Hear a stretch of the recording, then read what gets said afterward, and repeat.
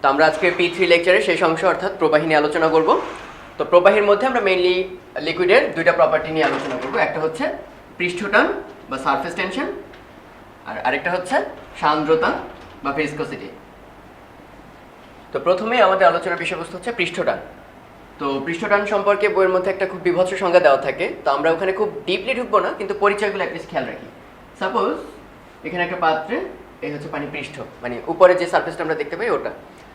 এর মধ্যে যদি বলা হয় যে কাল্পনিকভাবে আমরা একটা রেখা কল্পনা করে নেব, যেটা বাস্তবে থাকতে হবে এমন কোনো কথা নেই, সেই রেখার উভয় পাশে ওই রেখাটার দৈর্ঘ্যের সাথে লম্ব হবে উভয় পাশে, কারণ টান যেহেতু নামেই আছে পৃষ্ঠটান, আমরা জানি টান বল অবশ্যই দুই পাশে থাকতে হয়, এক পাশে টান হয় না, কখনো টান টান হয় না। তো সেই রেখার উভয় পাশে প্রতি একক দৈর্ঘ্যে যদি রেখাটার দৈর্ঘ্য হয় এল এবং টোটাল ফোর্স যদি হয় এফ উভয় পাশে, তাহলে প্রতি একক দৈর্ঘ্যে যে ফোর্সটা সেটার নামই হচ্ছে পৃষ্ঠটান টি। টি সমান এফ ডিভাইডেড বাই এল। তো মজার ব্যাপার হচ্ছে এখানে সবচেয়ে কনফিউশন লাগে হচ্ছে এল এর পরিচয়টা নিয়ে। তাই যেহেতু আমরা ম্যাথ মেইনলি ফোকাস করব অ্যাডমিশন বলে, তাই এল এর পরিচয়টা আমরা একটু মেনশন করে রাখি। তরলের বা পানি, এখানে মেইনলি পানি নিয়ে আলোচনা হয়, তবে যে কোনো লিকুইডের ক্ষেত্রে তরলের যতটুকু দৈর্ঘ্য কোনো ক্ষেত্রফল না, কঠিনকে টাচ করে থাকে, তাহলে আমাদের ম্যাথগুলোর ক্ষেত্রে আমরা এই এলটা নির্ণয় করতে পারবো। এল হচ্ছে আমরা কতটুকু কনসিডার করব। তো আমরা এখন কয়েকটি স্পেসিফিক এক্সাম্পল দেখবো, সেখানে এল কিভাবে ডিটারমাইন করতে হয় সেই ক্ষেত্রে এই কথাটা আমরা শুধু মনে রাখবো। তো এবার এখানে লক্ষ্য করো, আমি বেশ কয়েকটা ছবি এঁকেছি। তো আমাদের এখন ডিউটি হবে প্রত্যেক ক্ষেত্রে এল এর পরিচয়টা কি এবং সেটা আমরা কিভাবে নির্ণয় করব। কোয়েশ্চেনের মধ্যে ওটা মেনশন করা থাকবে না। কোয়েশ্চেনে বলবে সাপোজ এরকম একটা কাগজ আয়তাকৃতির, সেটা অর্ধেক নিমজ্জিত। আমাদের দেখতে হবে এই যে পানির যে পৃষ্ঠটা, এই মানে আপার সারফেস, সে আপার সারফেসের কতটুকু দৈর্ঘ্য এই কঠিন বস্তুটাকে টাচ করে আছে। তাহলে সামনের পাশে অবশ্যই লাল দাগটা দেখতে পাচ্ছি, ধরলাম এটা হচ্ছে তার দৈর্ঘ্য এ। কিন্তু আমি যদি কাগজটা পানি থেকে তুলে ফেলি বা রং থেকে তুলে ফেলি, দুই পাশেই রং হয়ে যাবে না? তাহলে উপরে একটা দৈর্ঘ্য তোমার সামনে যেটা এল, একইভাবে পেছনেও কিন্তু আবার কালি ফেলে দিছে, তার মানে ওখানেও কিন্তু ভিজানো আছে এবং সেটা এ। সো আমি যদি বলি এখানে এল এর পরিচয় কি, কতটুকু দৈর্ঘ্যকে টাচ করে আছে সামনে এবং পেছনে, টোটাল এ প্লাস এ 2a। সিমিলারলি এখানে একটা নিরেট, তার মানে উপর থেকে বা ভেতর থেকে কোনো ফাঁপা নেই, পানি ঢুকতে পারবে না। তাহলে এই ক্ষেত্রে পানি টাচ করে আছে অনলি এই যে টোটাল এই সার্কুলার পরিধিতে, তার মানে এখানে পরিধিটাই হবে মোট কতটুকু দৈর্ঘ্যে পানি টাচ করে আছে, তার মানে টোয়াইস পাই আর, যেখানে আর হচ্ছে এটা ব্যাসার্ধ। এবার খেয়াল করে থাকো যে এখানে একটা হচ্ছে হলো চোঙ। তো হলোর ক্ষেত্রে কি হয়, যে এটা যদি খুব পাতলা হয়, চোঙটা যদি খুব পাতলা হয়, তার মানে আমি বলতে পারি এর অন্ত ব্যাসার্ধ আর বহি ব্যাসার্ধের সাইজ প্রায় সমান। তার মানে এটার যদি R1 হয় আর বাইরের ব্যাসার্ধ যদি R2 হয়, ওদের মধ্যে আমরা পার্থক্য প্রায় নেগলেক্ট করতে পারি যদি খুব অল্প পুরুত্বের বা নগণ্য পুরুত্বের চোঙ হয়। তাহলে সেক্ষেত্রে আমরা কি লিখবো, পানি বাইরে টাচ করে আছে এবং সেটার লেন্থ হচ্ছে 2πr। আবার পানি ভেতরেও টাচ করে আছে, ভেতরে যে দেয়ালটা, তাহলে কঠিনের কতটুকু দৈর্ঘ্যকে টাচ করে আছে, 2πr প্লাস 2πr, তার মানে এল এর পরিচয় হবে টোটাল 4πr। সিমিলারলি এবার যদি একটা রিং রাখি, তাহলে রিং এর ক্ষেত্রে কি হবে, পানি ভেতরের পরিধিকে টাচ করবে, আবার পানি বাইরের পরিধিকেও টাচ করে থাকবে। তাহলে এক্ষেত্রে হবে 2πr1 প্লাস 2πr2। এই r1 r2 যদি প্রায় সমান হয় সেক্ষেত্রে আমরা লিখতে পারবো 4πr। এক্ষেত্রেও যদি খুব কাছাকাছি হয় তাহলে লিখতে পারবো, আদারওয়াইজ লিখতে হবে 2πr1 প্লাস 2πr2 জেনারেল কেসে। এবার এটা বেশ সুন্দর একটা কেস, এটা একটা 3D ব্লক আয়তাকৃতির ঘনবস্তু, এটার দৈর্ঘ্য ধরলাম এ, প্রস্থ ধরলাম বি, আর উচ্চতা ধরলাম সি। এবং কোয়েশ্চেনে বলে দিল এটাকে অনুভূমিকভাবে নিমজ্জিত করলাম অর্ধেক পরিমাণ, তার মানে সি পুরাটা ডোবে নেই, c/2 পরিমাণ পানির নিচে। কিন্তু এগুলো কিন্তু আমাদের কনসার্ন না যে কতটুকু নিচে আয়তন দখল করলো। আমরা বললাম এই লাল দাগটা, দ্যাট ইজ পানির পৃষ্ঠ এই কঠিন বস্তুটাকে কতটুকু দৈর্ঘ্যে টাচ করছে। তাহলে অবশ্যই সে এতটুকু দৈর্ঘ্যে টাচ করছে, সেটা হচ্ছে এ। এই দৈর্ঘ্যে টাচ করছে আমরা দেখতেই পাচ্ছি, সেটা বি। এই দৈর্ঘ্যে আবার টাচ করছে পেছন সাইড থেকে, ওটা এ। আর এই দৈর্ঘ্যে টাচ করছে এবং সেটাকে আমরা বলতে পারি বি। সো টোটাল টাচ করে আছে হচ্ছে A plus B plus A plus B, that is twice A plus B. Last কেসটা কেমন, এটা কোয়াইট সিম্পল একটা কেস, এটাই তোমাদের বইয়ে বেশিরভাগ সময় অঙ্ক থাকে। একটা সুই খুব পাতলাভাবে আলতোভাবে আমরা পানির পৃষ্ঠে ছেড়ে দিলাম, এটা ডোবে না। কেন ডোবে না আপাতত আমরা জেনে রাখি যে পৃষ্ঠটানের কারণে এমজিকে সে দখল করে নেয়। কিন্তু কতটুকু দৈর্ঘ্যকে টাচ করে আসছে খেয়াল করে দেখো, পানি কিন্তু এই বর্ডারেও টাচ করা, এই যে আমি লাল শেড দিয়ে দেখাচ্ছি যে ডান পাশের দৈর্ঘ্যে কিন্তু পানি টাচ করা, দৈর্ঘ্যকে যদি এল বলি ক্যাপিটাল এল, তাহলে এই এল পরিমাণ পানি টাচ করা। আবার ওই পাশেও কিন্তু এল পরিমাণ পানি টাচ করা। তাহলে আসলে কতটুকু দৈর্ঘ্যে টাচ করা, L plus L, that is 2L। তাহলে আশা করি এভাবে যে কোনো শেপই দেওয়া থাকুক না কেন, তোমরা খালি দেখবা এই লাল বর্ডারটা ওই বস্তুটার কতটুকুকে সারাউন্ড করছে, ওই দৈর্ঘ্যটা মেজার করতে পারলেই আসলে আমরা বের করে ফেলতে পারবো এলটা কত। তো ফার্স্ট ম্যাথ এমন যে একটা পানির সারফেসের উপর একটা সুই বা একটা সরু তার আমরা রেখে দিলাম, যার ভর হচ্ছে 5 গ্রাম। এখন এটার দৈর্ঘ্য দেওয়া নেই, কোয়েশ্চেনে আমাকে এটাই বের করতে হবে যে এর দৈর্ঘ্য ম্যাক্সিমাম কত হতে পারবে যদি এটা এখানে থাকতে চায়। মানে এর চেয়ে বেশি দৈর্ঘ্য হলেই সেটা ডুবে যাবে, দ্যাট ইজ সারফেসটাকে ব্রেক করে ভেতরে ঢুকে যাবে। তো সেই সর্বোচ্চ দৈর্ঘ্য আমরা কিভাবে বের করব? প্রথম কথা, এটা কেন এখানে আলতোভাবে ভেসে আছে, কেন ঢুকতেছে না, যদিও সে কিন্তু লোহার, দ্যাট ইজ তার ঘনত্ব অনেক বেশি। কারণ খুব সিম্পল, যখনই আমরা তাকে পানিতে ডুবাই, আমি একটু জুম করে দেখাচ্ছি, প্রস্থচ্ছেদ এরিয়াটা হচ্ছে এমন, ওই পাশে এরকম বিস্তৃত। তাহলে একটু খেয়াল করে দেখো, সে পানিকে কিন্তু এরকম অনেকটা ডাবিয়ে রাখছে। তাহলে এই পাশ থেকে কি একটু ডিম্পল হয়ে যাবে, যেই পানির সারফেসে ভাঁজ পড়বে, পানির পৃষ্ঠ সবসময় চায় সংকুচিত হতে, তাহলে সে এই স্পর্শ বরাবর পৃষ্ঠটানের যোগান দেবে। ওকে, সেই পৃষ্ঠটানের কারণে সে উপরের দিকে একটা লব্ধি বল অনুভব করবে, ফোর্স ডিউ টু টেনশন। সেই টেনশনটাই আসলে কাকে বিয়ার করতে পারবে? নিচের দিকে তার যে ভর, মানে ওজন, এমজি। তাহলে আমরা লিখতে পারি এই এমজির চেয়ে যখনই বড় হয়ে যাবে তখন আর সেটা থাকতে পারবে না। এমজিটা এত বড় যে সারফেস টেনশন তাকে আর তুলে ধরে রাখতে পারতেছে না। তাহলে একটা এক্সট্রিম কেস চিন্তা করতেছি, যখন সারফেস টেনশন এমজির সমান হয়ে গেছে, এরপর আর খাটবে না। এরপর ভর যদি বেশি হয়, দৈর্ঘ্য যত বাড়বে ভর তত বাড়তে থাকবে, এরপর আর হবে না। তো এই কেসটায় যে দৈর্ঘ্যটা বের হবে, সেই দৈর্ঘ্যটা হচ্ছে সর্বোচ্চ দৈর্ঘ্য, যেটা এখানে ভেসে থাকতে পারবে।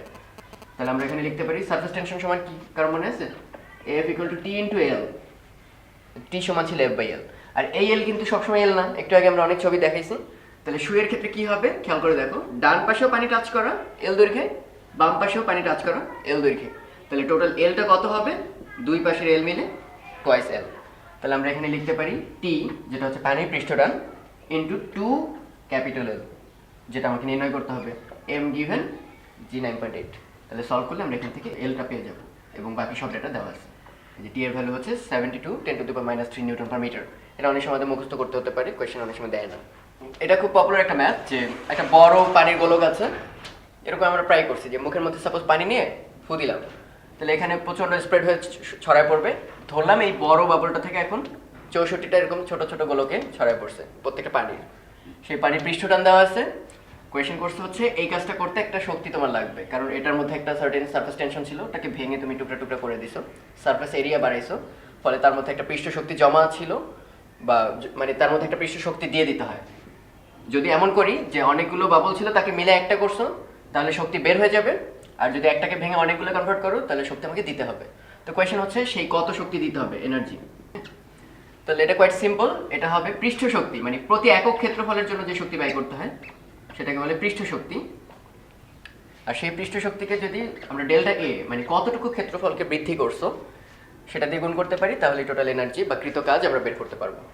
তাহলে পৃষ্ঠ শক্তি তোমাদের বইয়ে একটা প্রুফ করাই আছে যে পৃষ্ঠ শক্তিটা নিউমেরিক্যালি কার সমান? পৃষ্ঠ টানের সমান। তো যেহেতু আমাদের কোয়েশ্চেনে দেওয়াই আছে পৃষ্ঠ টানের ভ্যালু কত, টি, টি এর ভ্যালু 10⁻³ ওগুলো দেওয়া থাকবে, টি। আর ডেল্টা এ নির্ণয় করাটাই আসলে অঙ্কটা। সেটা কিভাবে বের করব? প্রথম কথা, এখান থেকে এখানে ভাঙলো একটা জিনিস কনস্ট্যান্ট, সেটা হচ্ছে আয়তন। প্রথমটার আয়তন বড় ভি ধরলাম, আর পরের গুলোকে ছোট ভি ধরলাম। তাহলে এরকম কয়টা? টোটাল 64টা। তাহলে বড় ভিটা তো আমরা জানি 4/3 পাই ক্যাপিটাল আর কিউব, আর এরকম 64 4/3 পাই স্মল আর কিউব, যেখানে স্মল আর এর পরিচয়টা হচ্ছে এক একটা ছোট ছোট গোলকের ব্যাসার্ধ। তাহলে এখান থেকে ইজিলি আমরা বের করে ফেলতে পারবো 4/3 পাই কাটা, তাহলে ক্যাপিটাল আর হবে cubic root of 64 r cube, that is 4r, মানে এটার ব্যাসার্ধ ওগুলোর এক একটার চেয়ে 4 গুণ। তো এখন আমাদের ডিউটি হচ্ছে ক্ষেত্রফল কি বাড়ছে কিনা। এটা খুব মজার একটা ব্যাপার, যে কোনো কিছুকে কাটলে বাড়ে, এটা কিরকম একটা সিচুয়েশন খেয়াল করে দেখো। একটা জিনিস আছে যেটাকে কেটে ফেলে আরো বাড়ে, এরকম একটা ঘনবস্তু চিন্তা করো, আয়তাকার। তো এটার সারফেস কয়টা আছে? টোটাল ফেস আছে 6টা, পেছনে সামনে ডানে বামে উপর নিচে। এখন যদি আমি এটাকে ব্লেড দিয়ে কেটে ফেলি মাঝ বরাবর, তাহলে খেয়াল করে দেখছো এখানে 2টা তলা আরো বাড়তি হবে। ওভারঅল কোনো শেপের চেঞ্জ হবে না, কিন্তু আমি যদি বলি তোমাকে পৃষ্ঠ রং করতে হবে, তাহলে আগে যে পরিমাণ রং করতা তাতে কিন্তু মাঝের কোনো তলাকে রং করতে হতো না, এখন কিন্তু সারফেস এরিয়া বেড়ে গেছে। সো আমরা এরকম যত টুকরা করতে থাকবো পৃষ্ঠের ক্ষেত্রফলটা বাড়তে থাকবে, সারফেস এরিয়া ছোট করতে করতে সারফেস এরিয়াটা বাড়তে থাকে যত আমি কাটবো। তাহলে একইভাবে আমরা ভাবতে পারি এখানে একটা বিশাল গোলক আছে, তাকে অনেকগুলো ছোট ছোট টুকরায় ভেঙে ফেলছো, সো প্রত্যেকটা ইন্ডিভিজুয়ালি মিলে সারফেস এরিয়াটা প্রচুর হবে। তাহলে আমরা বলতে পারি পরের সারফেস এরিয়াটা হবে 4 পাই আর স্কয়ার, আমরা জানি গোলকের ক্ষেত্রফল, কিন্তু এরকম আছে কয়টা টোটাল 64টা। আর শুরুতে ক্ষেত্রফল কত ছিল 4 পাই ক্যাপিটাল আর স্কয়ার। তাহলে এই দুটো বিয়োগ করলে আমরা আসলে ডেল্টা এটা পেয়ে যাব, সেটা হচ্ছে a2 মাইনাস a1। এবং আর এবং স্মল আর এর মধ্যে সম্পর্ক আছে, ওগুলো ভ্যালু যদি দেওয়া থাকে তাহলে এখান থেকে এনার্জিটা আমরা ক্যালকুলেট করতে পারবো। তো আমাদের এরকম আরেকটা ম্যাথ আছে, সাপোজ এটা একটু ডিফারেন্ট কনসেপ্ট, এটা হচ্ছে প্রবাহের আরেকটা প্রপার্টি সান্দ্রতা বা ভিসকোসিটি।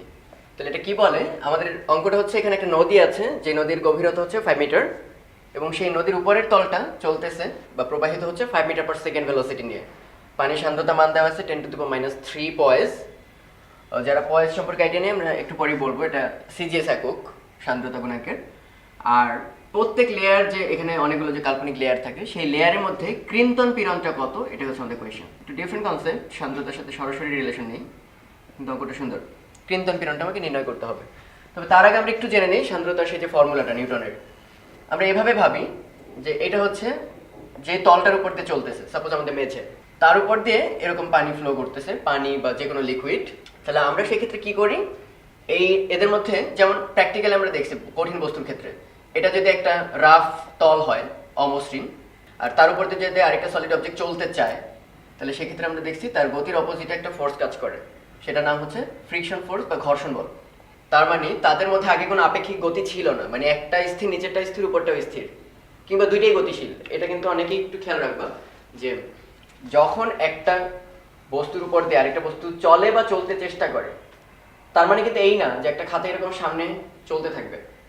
একটা স্থির, তার উপর দিয়ে রিলেটিভ বা আপেক্ষিকভাবে একটা গতি থাকতে হবে, কারণ দুইটা যদি একসঙ্গে চলে কোনো রিলেটিভ মোশন নেই, ফলে তাদের মধ্যে কোনো ঘর্ষণ নেই। তো সিমিলারলি যখনই একটা পানি এরকম স্ট্যাগনেন্ট অবস্থায় আছে, তাদের মধ্যেও একটা ঘর্ষণ টাইপ বল কাজ করে। কেন কাজ করে?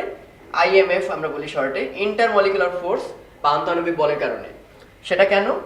যেই তলটা আছে নিচে, খেয়াল করে দেখো, তার এক ধরনের অণু আছে এবং সেই অণু হচ্ছে কাঠের অণু কিংবা আমাদের মেঝের অণু, আর তার উপরে আছে পানির অণু। তাহলে একদম লোয়েস্ট যে সারফেসটা, তাহলে আমরা কি বলতে পারি, সেই মেঝের অণুগুলো পানির অণুগুলোকে টেনে ধরে রাখছে, এত জোরে টেনে ধরে রাখছে যে মেঝে আর ওই লাস্ট লেয়ারটা আসলে সেম। তাহলে মেঝেটার তো আমরা জানি বেগ কত, 0, সে নড়বে না। এবং লাস্ট লেয়ারটা থেকে যেহেতু একদম দৃঢ়ভাবে আটকে রেখেছে, তার মানে আমরা বলবো এই লেয়ারের বেগটাও কত, 0। কিন্তু খেয়াল করে দেখো ওপরের লেয়ার কিন্তু ঠিকই নড়তেছে। তাই আমরা এই পুরা সিস্টেমটাকে আমরা অনেকগুলো লেয়ারে কল্পনা করতে পারি, যে একটা লেয়ার পানির নিচে আরেকটা লেয়ার পানি, তার নিচে আরেকটা লেয়ার পানি। তাহলে একটু কল্পনা করে দেখো তো, একদম মেঝে বরাবর যদি চিন্তা করি, তাহলে এই পুরা লেয়ারগুলোর চাপ পড়ছে না? তাহলে পুরা লেয়ারের ওজন যদি পড়ে, তাহলে এখানে ফ্রিকশন বলটাও কেমন হবে? ফ্রিকশন না বলে আমাদের শান্ত বল বলা উচিত। তাহলে সেটা হবে সর্বোচ্চ পরিমাণ, এবং সেই কারণে তার বেগ আসলে 0। এরপর যত উপরে যেতে থাকবো, তার উপরে লেয়ারের হাইট কমতেছে, তাহলে চাপ কমতেছে, ফলে এর উপর ফ্রিকশন ফোর্স ধীরে ধীরে কমতে থাকবে। আমরা যদি এই লেয়ারে যাই, এর উপর অল্প পানি আছে, ফলে তার উপর প্রেশার কম, এখানে ফ্রিকশন ফোর্স আরো কম।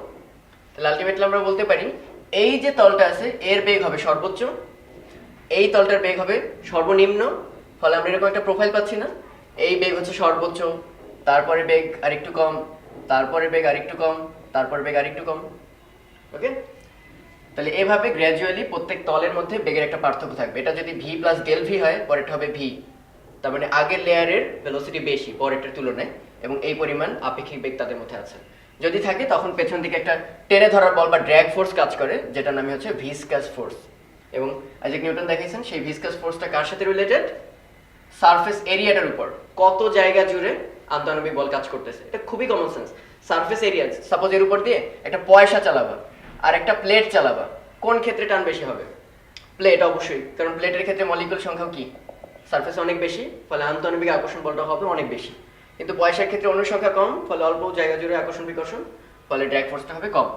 তাই আমরা দাবি করতে পারি শান্ত বলটা পৃষ্ঠতলের ক্ষেত্রফলের সমান। এই কথাগুলো অবশ্যই মনে রাখবো, কমন সেন্সে ধরে নেবো না যেগুলো সবকিছু প্রস্থচ্ছেদের ক্ষেত্রফল। ওকে, এটা হচ্ছে পৃষ্ঠতলের ক্ষেত্রফল, বাট অবশ্যই অবশ্যই মনে রাখতে হবে কতটুকু কন্ট্যাক্টে আছে। এর অর্থ হচ্ছে সাপোজ এখানে মধু কিংবা যে কোনো একটা লিকুইড আছে, তার উপর একটা প্লেট চালাচ্ছ, তাহলে প্লেটের তলার যতটুকু অংশ মধুর সঙ্গে রিলেটেড বা আটকে আছে, ততটুকুই হচ্ছে আমাদের সারফেস এরিয়া। আর এরপর আমরা কি জানলাম? ভেলোসিটি গ্রেডিয়েন্ট, তার মানে একক দূরত্বে গেলে বেগের যতটুকু চেঞ্জ, তাহলে যত জোরে টান দিতে যাব, মানে আপেক্ষিক বেগ যত বেশি করতে চাবো তত বেশি ড্র্যাগ ফোর্স কাজ করবে। এই দুটো মিলে আমরা একটা ফর্মুলা পেয়েছিলাম যে ভিসকাস ফোর্স বা সান্দ্র বল proportional to a DV D Y. Okay, এই বরাবর y অ্যাক্সিস। তাহলে এখান থেকে একটা ফর্মুলা আমরা জানি, এটা a ডিভি ডিওয়াই। এটা হচ্ছে একটা কনস্ট্যান্ট যার পরিচয়টা হচ্ছে কি সান্দ্রতাঙ্ক বা সান্দ্রতা গুণাঙ্ক। আমাদের সবাই একটা খুব সুন্দর কথা বলছিল, এটা হচ্ছে লিকুইডের আঠালোতা, মানে একটা লিকুইড কত বেশি গাম গাম সেটাই হচ্ছে তার এটা দ্বারা বোঝা যায়। এটা যার যত বেশি সে তত বেশি গাম গাম হবে। কমন সেন্স, মধুর এটা তাহলে কার চেয়ে বেশি? পানির চেয়ে বেশি। ওকে, আর ডিভিডিওয়াই হচ্ছে ভেলোসিটি গ্রেডিয়েন্ট, মানে এটা কত বেশি খারাপ, দূরত্বের সাথে সাথে কত বেশি ভেলোসিটি চেঞ্জ হচ্ছে। তাহলে আমাদের এখানে একটু ফর্মুলাটা লিখি। ড্র্যাগ ফোর্সটা হবে ইটা এ ডিভি ডিওয়াই, কিন্তু এটা কিন্তু আমরা চাইনি, আমরা চাইছি কি ক্রিন্তন পীড়ন। তাহলে যাদের মনে আছে পীড়ন সমান কি ছিল?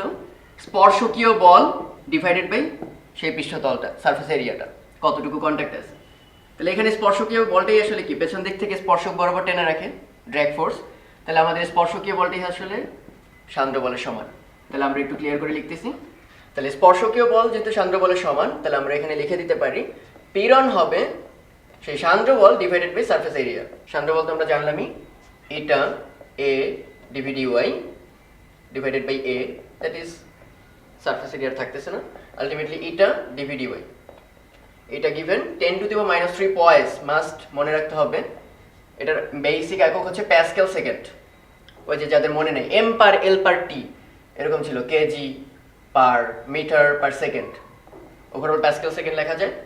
এটা সমান 10 পয়েস সিজিএস পদ্ধতিতে, সিজিএস এককটা ছোট, 1 এসআই ইউনিট সমান 10 পয়েস।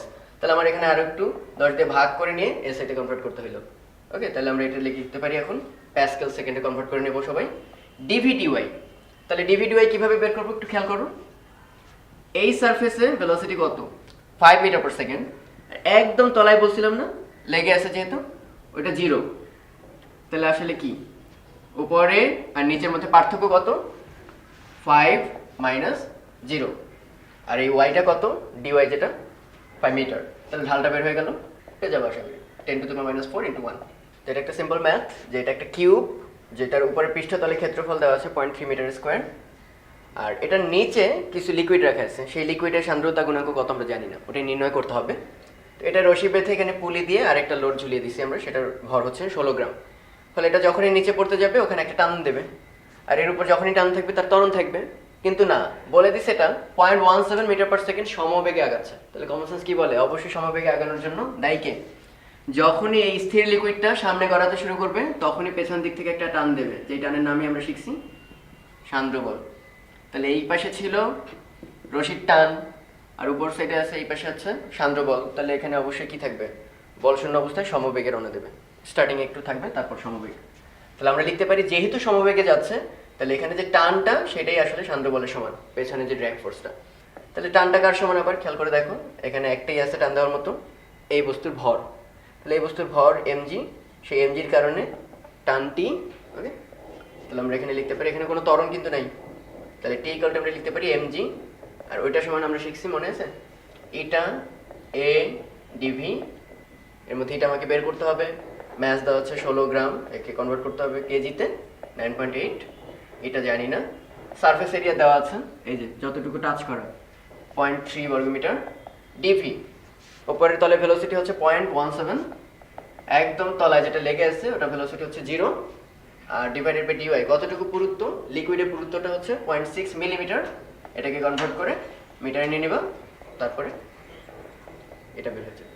তো এই টাইপের একটা এখানে একটা অঙ্ক আছে, সেটা হচ্ছে এটাও সান্দ্রতা রিলেটেড। সেটা হচ্ছে এই একটা কলাম আছে সিলিন্ড্রিক্যাল এবং এর মধ্যে পানি ভরা বা যে কোনো একটা লিকুইড ভরা, তো তার মধ্যে একটা বায়ু বুদবুদ তৈরি হয়েছে। তো যেহেতু বাইরের ঘনত্ব বেশি এবং ওর ঘনত্ব কম, কারণ ওর ভেতরে আছে বাতাস, সে কোন দিকে যাবে? কমন সেন্স উপরের দিকে উঠতে থাকবে। তো এটা বলা আছে যে এটা 2.1 সেন্টিমিটার পার সেকেন্ড এত সমবেগে উপরের দিকে উঠতেছে। দেওয়া আছে তরলের ঘনত্ব, বাইরের যে লিকুইডটা 1.5 গ্রাম পার সিসি, যে এর ভ্যালু দেওয়া আছে, বায়ুর ঘনত্ব না ধরলেও চলবে, এটা বলে দিছে। তা আমার দরকার হচ্ছে এই লিকুইডের সান্দ্রতাটা কত। তো একটু কমন সেন্স থেকে আগে ভাবি যে আমরা আগে বায়ু বুদবুদ কল্পনা করি, না করে একটা সলিড গোলক, ওকে, একটা লোহার গোলক পানির মধ্যে দিয়ে পড়তেছে সাপোজ। তো তাহলে প্রথম কথা, তার উপর কি কি ফোর্স আছে? অবশ্যই গ্র্যাভিটি তাকে নিচের দিকে টানবে, পৃথিবী। কিন্তু সে যেহেতু একটা গোলক এবং লিকুইডের মধ্যে একটা পানি কিন্তু সে অপসারণ করে ফেলছে। তাহলে পানি অপসারণ করলেই সেই যে আমরা ক্লাস 9-10 পড়ছি প্লবতা, হ্যাঁ, যে যখনই ফ্লুইডের মধ্য থেকে কিছু অংশ তুমি সরায় ফেলবা তখন ওই সময়তন পানি বা লিকুইডের ওজনের পরিমাণ ধাক্কা উপরের দিকে খাবো, এবং সেটার নাম হচ্ছে প্লববল, সাপোজ ইউ। কিন্তু আরও একটা ব্যাপার আমরা ইন্টারে ওঠার পর নতুন করে শিখছি। এ যখন এখানে দাঁড়ানো, সাপোজ তার গায়ে কিন্তু বাইরের লিকুইডগুলো লাগানো, এবং আমরা একটু আগেই দেখছি শান্ত বলের ক্ষেত্রে যে যার গায়ে লাগানো থাকে ওখানে অ্যাট্রাকশনটা হয় সবচেয়ে বেশি, অ্যাডহেসিভ ফোর্স বা আসক্তি বলটা। তাই যদি হয়, আসলে আমরা এই সলিড স্ফিয়ারটার সাথে ওই লাল যে লেয়ারটা একই ভাবতে পারি। তাহলে আসলে যখন সলিডটা নিচের দিকে নামবে, এই লাল লেয়ারগুলোকে নিচে টান দিয়ে নামায় ফেলবে, কমন সেন্স, কারণ তাদের নড়তে দেবে না।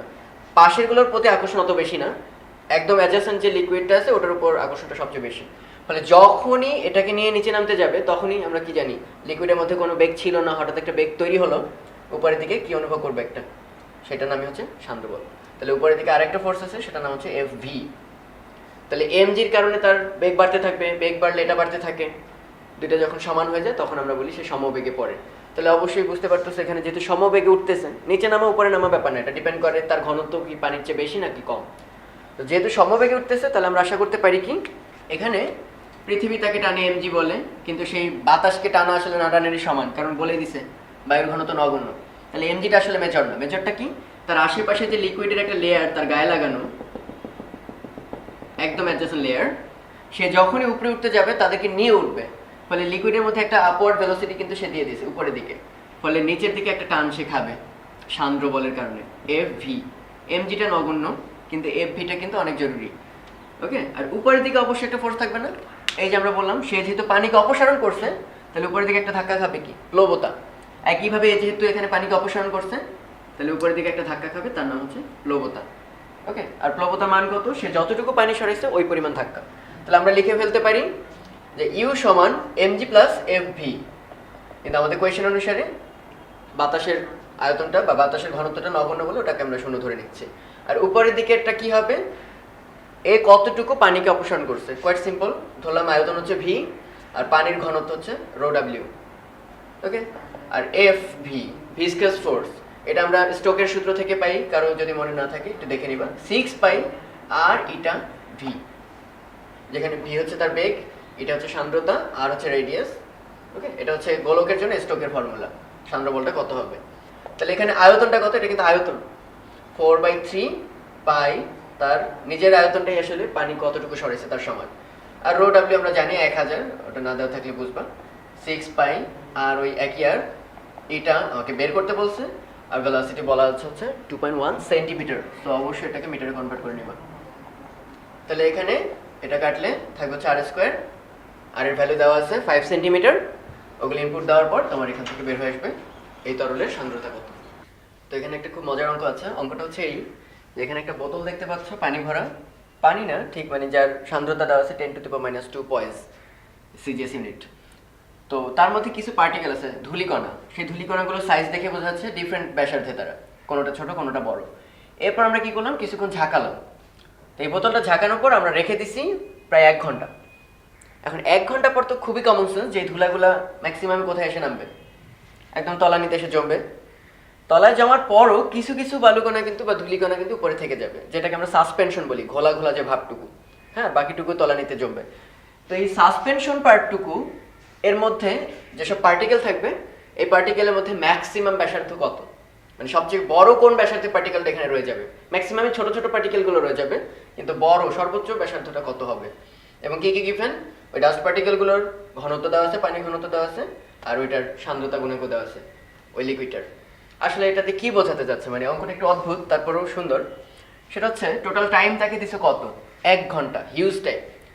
তাহলে আমরা একটু দেখি 1 ঘন্টায় যদি কোনো পার্টিকেল এই 10 সেন্টিমিটার পরিমাণ অ্যাভারেজে পৌঁছাতে চায় নিচের তলায়, ওকে, তাহলে আমরা আশা করি তার গড়বেগটা কত লাগবে, v = Δs/Δt। তার অর্থ কি, সে 10 সেন্টিমিটার ক্রস করবে, 10⁻², আর টাইমটা দিছি কত, 1 ঘন্টা, দ্যাট ইজ 3600 সেকেন্ড।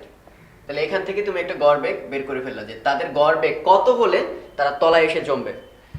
এখন তোমার ডিউটি হচ্ছে, যেহেতু তারা একটা তরলের মধ্যে পড়তেছে, তার মানে ওই প্রবাহীর সকল সূত্র খাটবে, তাহলে যে সকল পার্টিকেলের প্রান্ত বেগ, যে নামটা শুনছো তোমরা সমবেগে পড়ে, সেই প্রান্ত বেগটা যদি ওদের চেয়ে ছোট হয়, এই যে গড়ে যে বেগটা লাগবে, তাহলে আমরা কি আশা করতে পারি? বেগ যেহেতু কম, তার মানে 1 ঘন্টা পরেও তারা তলায় এসে পৌঁছাতে পারবে না, কারণ বেগটা আমরা নির্ণয় করছি কতর জন্য, 10 সেন্টিমিটার পৌঁছাতে কত টাইম লাগে। তাহলে যদি বেগ কম হয় তাহলেই আমরা আশা করতে পারি তারা কোথায় রয়ে গেছে, সাসপেনশনে। আর বেগ যদি ওর চেয়ে বেশি হয় তারা কোথায় জমে যাবে, মানে বোতলের সাইজ যদি আরো বড় করতাম আরো নিচে নামতো। তাহলে আমরা এখন প্রান্ত বেগটা বের করে দেখি, কাদের প্রান্ত বেগ কোনো মতে এটা, ওকে। আর তার চেয়ে যাদের কম হবে তাদের আসলে আমরা বুঝবো কি, তারা নিচে পৌঁছাতে পারবে না, উপরে রয়ে যাবে সাসপেনশনে। তাহলে প্রান্ত বেগের একটা ফর্মুলা তোমাদের বই আছে, 2/9 r² rho solid minus rho liquid বা ফ্লুইড প্রবাহী পদার্থটা ইন্টু জি ডিভাইডেড বাই এটা। তাহলে এখানে কি কি গিভেন, এটা দেওয়া আছে, এটাকে অবশ্যই ভয়েস থেকে কনভার্ট করে নিতে হবে, কিন্তু 10 দিয়ে ভাগ করলে আমরা পাবো প্যাসকেল সেকেন্ড এসআই ইউনিট। তাহলে এখানে এটা বসবে, রেডিয়াসটা আমাদের বের করতে হবে, রো এস দেওয়া আছে 1800, ডাস্ট পার্টিকেলের ঘনত্ব, পানির ঘনত্ব দেওয়া আছে 1000, জি এর মান আমরা জানি 9.8। এটা সলভ করে আর টার্মিনাল ভেলোসিটি কত, কোনো মতে এইটা। তাহলে এখান থেকে যে ব্যাসার্ধটা পাবা তারা কোনো মতে পৌঁছাতে পারবে। আর এই যে ব্যাসার্ধটা পাওয়া যাবে তার চেয়ে ছোট যাদের ব্যাসার্ধ, তাদের প্রান্ত বেগও নিশ্চয়ই এটার চেয়ে কম, ফলে তারা আর পৌঁছাতে পারবে না। তার মানে এই হচ্ছে সেই সর্বোচ্চ ব্যাসার্ধ, সর্বোচ্চ গোলক যারা এখানে থেকে যাবে, আর তার চেয়ে যদি ছোট হয় তারা ওখানে থাকতে বাধ্য। প্রবাহী পদার্থের ফ্লো বা গতির ক্ষেত্রে একটা সুন্দর সমীকরণ আছে যেটার নাম হচ্ছে পয়সলী সমীকরণ। তো পয়সলী সমীকরণটা দেখতে এরকম, যে ফ্লো রেট মানে প্রতি সেকেন্ডে কত ঘনমিটার বা কত আয়তনের পানি বা কত আয়তনের লিকুইড বের হয়ে যাচ্ছে, সেটা কার সাথে রিলেটেড খেয়াল করে দেখুন। এরকম এল দৈর্ঘ্যের একটা কৈশিক নল আছে খুবই চিকন, যার ব্যাসার্ধ হচ্ছে আর, এখানে একটু জুম করে দেখানো হলো। আর যে লিকুইডটা পড়বে সেই লিকুইডের আঠালোতা, দ্যাট ইজ সান্দ্রতা গুণাঙ্ক হচ্ছে ইটা, আর এল হচ্ছে সেই কৈশিক নলের দৈর্ঘ্য, ওকে। আর পি হচ্ছে কি, পি হচ্ছে দুই মাথার প্রেসারের পার্থক্য। তো এটা কেন দরকার, কমন সেন্স কি বলে, নরমালি কিন্তু আইডিয়াল লিকুইড যদি হতো তাহলে এইখানে ভেলোসিটি এখানে ভেলোসিটি সমান, এখানে প্রেসার এখানে প্রেসারও সমান হতো। কিন্তু প্র্যাকটিক্যালি আমরা তো শিখছি যে লিকুইড কিন্তু অটোমেটিক ফ্লো করে না, তার মধ্যে সান্দ্রতা বলটা কাজ করে। একটা যখন আরেকটার উপর দিয়ে গড়িয়ে যেতে চেষ্টা করে তখন পেছনে একটা টেনে ধরা ফোর্স বা ড্র্যাগ ফোর্স কাজ করে। ওই ফোর্সকে ওভারকাম করেও এই পাশের বেগটা ডান পাশের বেগের সমান রাখছে, তার একটাই অর্থ হতে পারে এইখানে বেশি প্রেসার দিয়ে ওই পরিমাণ বাড়তি শক্তি দিয়ে দিছে যাতে করে ক্ষয়টা অতিক্রম করেও ডান পাশে তোমার বেগটা সেম রাখতে পারে। তাহলে আমরা আশা করতে পারি এ বিন্দুর প্রেসার পি এ আর বি বিন্দুর প্রেসার যদি পি বি হয়, obviously P A greater than P B, যাতে করে ওই ফ্রিকশন লস বা সান্দ্রক গুণাঙ্কের কারণে লসটা ওভারকাম করা যায়। এবং এই সমীকরণটা খুব অবাক হওয়ার কিছু না, মানে এটা খুব ইনটুইটিভ, দেখেই বোঝা যাচ্ছে কি জিনিস। খেয়াল করে দেখো কত বেশি বেশি পানি ফ্লো করবে, এটা ইটার সাথে ব্যস্তানুপাতিক বা লিকুইড ফ্লো করবে, খুব কমন সেন্স না? একটা ইটা বেশি হওয়ার অর্থ হচ্ছে সে তত গাম তত আঠালো, তাহলে যত স্টিকি হবে তত আস্তে আস্তে পড়বে, কামড়ায় কামড়ায় পড়বে নিচের দিকে। সো এটা খুবই কমন সেন্স যে এটা ব্যস্তানুপাতিক হবে, হ্যাঁ। তো এটা বোঝাই যাচ্ছে যার আঠালোতা যত বেশি সে তত স্লোলি পড়বে। এই এলটার কথা চিন্তা করো, যত বেশি লম্বা তত কি ইন্টারমলিকুলার ফোর্স বেশি হবে, যেহেতু অনেক বেশি বেশি অণু তার আটকে ধরতে চেষ্টা করবে বেশি বেশি। সো কোয়াইট কমন সেন্স যে তার ক্ষেত্রে ফ্লো রেটটা কমে যাবে এত ফ্রিকশন অতিক্রম করতে গিয়ে। ওপরে দেখো প্রেসার ডিফারেন্স, এখানে ডেল্টা পি হওয়া উচিত, মানে এইটা আর এটার মধ্যে যত বেশি প্রেসারের পার্থক্য তত বেশি ফোর্স পাচ্ছে আসলে ওখানে যাওয়ার জন্য। তাহলে কমন সেন্স এই প্রেসারের সাথে ফ্লো রেটটা সমানুপাতিক। আর to the power 4 quite common sense, এই চিকন ফুটাটা যদি একটু বড় করে দাও গল গল করে পানি পড়বে, তার মানে যত রেডিয়াস বা বস্তু ছেদে ক্ষেত্রফলটা বাড়াতে থাকো তত বেশি ফ্লো রেট বাড়বে। এটা খুবই ইনটুইটিভ, প্রমাণ করাটা স্টোকের মতোই। স্টোকে যেমন তোমরা মাত্রা সমীকরণ পদ্ধতিতে প্রুফ করছিলা, এখানে দেখো আমি সেভাবে প্রুফ করে দিয়েছি, তোমাদের নিজেদের জন্য দেখে নিতে পারো। ফ্লো রেট কিউ মানে পার সেকেন্ডে কত ঘনমিটার পানি বের হবে বা লিকুইড বের হবে, এটা অফকোর্স কার ফাংশন, প্রতি একক দৈর্ঘ্যে কি পরিমাণ প্রেসার, মানে প্রেসার গ্রেডিয়েন্টটা যেমন ওইখানে ছিল ভেলোসিটি গ্রেডিয়েন্ট ডিভি ডিওয়াই যেমন ছিল, তাহলে একইভাবে আমরা বলতে পারি ইউনিট ডিস্টেন্সে কত বেশি প্রেসার, সেটার সাথে সমানুপাতিক এক্স্যাক্টলি বলতে পারতেছি না, টু দি পাওয়ারের সাথে সমানুপাতিক, মানে কোনো না কোনোভাবে রিলেটেড। আমাদের এখন ওইটাই নির্ণয় করতে হবে এক্স এর মানটা কত হতে পারে, সেটা 1, -1, 2 ফ্র্যাকশন, ওইটাই আমাদের বের করতে হবে, যেটা কি সমানুপাতিক নাকি বর্গের সমানুপাতিক নাকি ব্যস্তানুপাতিক, এরকম ব্যাপারগুলো বের করতে হবে। এবং আমরা এটাও বুঝতে পারতেছি এই লিকুইডটা কত বেশি গাম বা আঠালো তার সঙ্গে ফ্লো রেটটা ডিপেন্ডেন্ট, এবং আমরা অবশ্যই এক্সপেক্ট করতেছি এটা কত বেশি বড় ফুটা তার সাথেও ডিপেন্ড করবে পার সেকেন্ডে কত বেশি গল গল করে পানি বের হবে। সো আমরা আপাতত অ্যাজিউম করে নিতেছি এই ফ্লো রেটটা অনলি এই তিনটা জিনিসের ফাংশন, এর বাইরে আর কোনো প্যারামিটার সিগনিফিকেন্ট কোনো রকম ইম্প্যাক্ট ফেলতে পারবে না। তাহলে আমরা আশা করতে পারি কি কিউ সমান একটা সমানুপাতিক ধ্রুবক আর এই ফাংশনগুলো। তাহলে যেহেতু আমরা আশাই করছি এই তিনটার উপরে ডিপেন্ড করবে কিউ, তার মানে এই তিনটার একক দ্বারাই কিউ এর একক নির্ণীত হয়ে যাবে, আর কেউ কোনো ইম্প্যাক্ট করবে না। তাহলে এই যে কে, এটা একটা মাত্রাবিহীন ধ্রুবক, মানে সে আসলে ওর একক নির্ণয়ের ক্ষেত্রে কোনো হেল্প করবে না, কারণ তার মধ্যে এমন কোনো রাশি নাই যেটা কিউকে নির্ণয় করে। ওকে, এই তিনটার দ্বারা এটা ডিটারমাইন। সো কিউ একটা মাত্রাবিহীন ধ্রুবক। তাহলে কিউ এর একক কি হবে? পার সেকেন্ডে কত ঘনমিটার। ডেল পি ডেল এল কি আসলে? উপর হচ্ছে প্রেসার, প্রেসারের মাত্রা, নিচে হচ্ছে লেংথ, তার পাওয়ার হচ্ছে এক্স। একইভাবে এটার সবসময় মনে রাখবা সান্দ্রতা গুণাঙ্কের মাত্রা হচ্ছে এম পার এল পার টি, একটু ছন্দের মতো মনে রাখবে, M per L per T to the power Y, আর তো জানি দৈর্ঘ্যের একক টু দি পাওয়ার জি। তাহলে এখানে আমরা যেরকম করে নর্মালি করি, এম এর পাওয়ার নিচে এক্স, এখানে আছে ওয়াই, তাহলে এক্স প্লাস ওয়াই, এল এর এরকম করে, টি এর এরকম করে, আর এই পাশে কোনো এম নাই, তার মানে এম এর পাওয়ার কত আসলে? জিরো। তাই এম এর পাওয়ার বাম পাশে হচ্ছে জিরো আর ডান পাশে হচ্ছে এক্স প্লাস ওয়াই। তাহলে আমি বলতে পারি কি এক্স প্লাস ওয়াই সমান জিরো। এটা সলভ করে দেখতে পেলাম এক্স সমান minus y. Similarly minus two x minus y সমান হচ্ছে এখানে মাইনাস ওয়ান। ওকে, তাহলে এটা সলভ করে আমরা পাচ্ছি এক্স সমান ওয়ান। এক্স সমান আবার জানলাম মাইনাস ওয়াই, তাহলে ওয়াই সমান মাইনাস ওয়ান। এই দুইটার মান যদি এখানে বসাই দিই, minus two x minus Y plus Z, এটা সমান হচ্ছে থ্রি। ডান পাশে লিখলাম, এক্স আর ওয়াই এর মান ইনপুট দিলাম, জি এর মান হচ্ছে ফোর। ওগুলো যদি সব বসাই তাহলে চলে আসবে K R to the power four del P divided by eta L. আর পরে এক্সপেরিমেন্টালি কে এর মান বের হয়েছে পাই ডিভাইডেড বাই এইট। তাহলে ফর্মুলাটা দাঁড়াচ্ছে pi by eight P R to the power four eta L. এটাই হচ্ছে ফ্লো রেট, মানে প্রতি সেকেন্ডে কত ঘনমিটার পানি বা লিকুইড বের হয়ে যায়। বয়সলী সমীকরণ একটা খুব বাস্তব এক্সাম্পল, কিন্তু আমরা প্রায় সবাই দেখছি হসপিটালে স্যালাইন যখন দেয়, উপরে এরকম একটা টিউব থাকে, তার মধ্যে পানি ভরা থাকে, পানি তো না স্যালাইন, আর এখানে খুব সূক্ষ্ম একটা নল, তারপর ওখানে ইনজেকশন পুশ করতে থাকে। তো আমরা ধরলাম সেই স্যালাইনের হাইট হচ্ছে এইচ, আর এই যে কৈশিক নলটা খুব চিকনা নল, সেটা হচ্ছে এল দৈর্ঘ্যের। ওকে, আর স্যালাইনের ঘনত্ব হচ্ছে রো, আর সান্দ্রতা গুণাঙ্ক হচ্ছে ইটা। তো কোয়েশ্চেন হচ্ছে এখান থেকে প্রতি সেকেন্ডে কি পরিমাণ স্যালাইন রোগীর দেহে প্রবেশ করবে, তার মানে ফ্লো রেট কিউ, হ্যাঁ, সেমি কিউ পার সেকেন্ড, এটা কত হবে? তো ফ্লো রেটের ফর্মুলা তো আমরা পয়সলি থেকে শিখলামই, কিউ ইকুয়াল টু কি pi by eight P R to the power four, যেখানে পি এর পরিচয় হচ্ছে দুই মাথার প্রেশার ডিফারেন্স বা চাপের পার্থক্য, আর নিচে হচ্ছে ইটা ইন্টু এল। তাহলে এর মধ্যে আসলে আমাদের সবই তো গিভেন, এই চিকনা নলের ব্যাসার্ধ দেওয়া আছে আর, ওখানেও আর, ইটা দেওয়া আছে, এল দেওয়া আছে। তো আসলে কোয়েশ্চেনটা হচ্ছে আমাদের পিটা বের করতে হবে। পি হচ্ছে এই দুই মাথার মধ্যে প্রেশারের পার্থক্য। তো এটা আশা করি বুঝে গেছে অলরেডি। আমরা এটার নাম দিলাম এ বিন্দু, এটার নাম দিলাম বি বিন্দু। তাহলে বি বিন্দু স্টিল কি বাতাসে না, তাহলে ওর উপর প্রেশার আসলে একটাই, পি অ্যাটমসফিয়ারিক প্রেশার। একদম এখানে প্রেশারটা কি পি অ্যাটমসফিয়ারিক, কিন্তু এখানে কি তাই হবে? অলরেডি লিকুইডের একটা হোল প্রেশার, সেই সঙ্গে বায়ুমণ্ডলীয় চাপ। তাহলে এই পয়েন্টের প্রেশার হচ্ছে P atmospheric plus H rho G, সেই যে এইচ হাইটের তরলের চাপ। তাহলে P A, that is A বিন্দুতে প্রেশার হচ্ছে P atmospheric plus H rho G, আর ডান পাশে প্রেশার হচ্ছে পি অ্যাটমসফিয়ারিক। সো তাদের মধ্যে ডেল্টা পি, এই দুই মাথার মধ্যে প্রেশারের পার্থক্যটা কত? P atmospheric plus H rho G minus P atmospheric. বুঝতে পারতেছো যে এটাই হবে আসলে এইচ রো জি। তার মানে আমাদের আলোচনা অঙ্কে শুধুমাত্র pi by eight R to the power four by eta L অবিকল সেম, প্রেশার ডিফারেন্সের জায়গা হবে এইচ রো জি। পয়সলী সমীকরণের আরেকটা খুব সুন্দর এক্সাম্পল হচ্ছে এরকম, যে একটা টিউব আছে যার ব্যাসার্ধ হচ্ছে আর এবং দৈর্ঘ্য হচ্ছে এল, এবং এর দুই মাথায় প্রেশার একটা পার্থক্য রাখা হয়েছে। কিভাবে রাখা হয়েছে আশা করি আগের উদাহরণে বুঝছো, যে এই পাশে একটা এইচ হাইটের স্যালাইনের বোতলের মতো আছে। তো বলে দিলাম এই দুইটার মধ্যে প্রেশার পার্থক্য হচ্ছে এইচ রো জি। তো এখান থেকে লিকুইড ফ্লো করতেছে পার সেকেন্ডে 40 মিলিলিটার করে, মানে প্রথম ক্ষেত্রে ফ্লো রেটটা দেওয়া আছে কিউ। এরপর করলো কি, খুব চিকনা আর একটা নল যেটার দৈর্ঘ্য স্টিল এল কিন্তু ব্যাসার্ধ অর্ধেক আর বাই টু, সেটাকে এর সঙ্গে একসঙ্গে অ্যালাইন করে দিলাম, মানে ওভারঅল একটা টিউব, এবং তাদের মধ্যে প্রেশারের পার্থক্য আগের মতোই রেখে দিলাম। তার মানে ডেল্টা পি আগেও যেমন দুই মাথায় ছিল এইচ রো জি, এখন এই পুরাটার দুই মাথা হচ্ছে এইচ রো জি। তাহলে অবভিয়াসলি ফ্লো রেট কিছুটা কমবে, দৈর্ঘ্য একের তো বেড়ে গেল। ওকে, তো প্রেশার আর দুইটার জন্য সেম নেই, দুইটার জন্য ছড়ায় পড়ছে। আলটিমেটলি এই ফ্লো রেটটা এখন নতুন ফ্লো রেটটা কত হবে এটা আমাদের কোয়েশ্চেন। আগের ফ্লো রেটটা যদি 40 হয়, নতুন ফ্লো রেটটা কত হবে? তো আমরা এতটুকু গেস করতে পারছি যে এই দুইটার মধ্যে ডিফারেন্স এখন এইচ রো জি। তাহলে এই যে দুই মাথার যে পার্থক্যটা এ থেকে বি, এরপর বি থেকে সি, এই দুইটার পার্থক্যটা সমান না। ওকে, তাহলে আমরা আশা করতে পারি এর টু শিওর যে প্রথম পার্থক্য প্লাস দ্বিতীয় পার্থক্য, যেমন সার্কিটের ক্ষেত্রে তোমরা বলো বিভব পার্থক্য যোগ বিভব পার্থক্য হচ্ছে টোটাল পার্থক্য।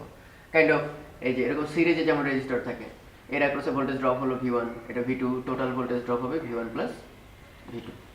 ওখানে যেমন বিভব পার্থক্য, এখানে চাপের পার্থক্য। তাহলে এটা সমান আমরা delta P that is H rho G লিখতে পারি। এখন একটু খেয়াল করে দেখো, প্রথম ক্ষেত্রে আমাদের সবকিছু গিভেন, তাহলে কিউ সমান আমরা কি পড়ছি, π/8 p r⁴ ডিভাইডেড বাই এটা l। ওকে, তাহলে এটা গিভেন, একটা কিছু দেওয়া আছে, l এর দৈর্ঘ্য দেওয়া আছে, প্রেসার ডিফারেন্সটা আসলে কত, h rho g গিভেন, তাহলে π/8 r⁴ ডিভাইডেড বাই এটা l into h rho g, একটু আগের অঙ্কে আমরা যেভাবে করেছি।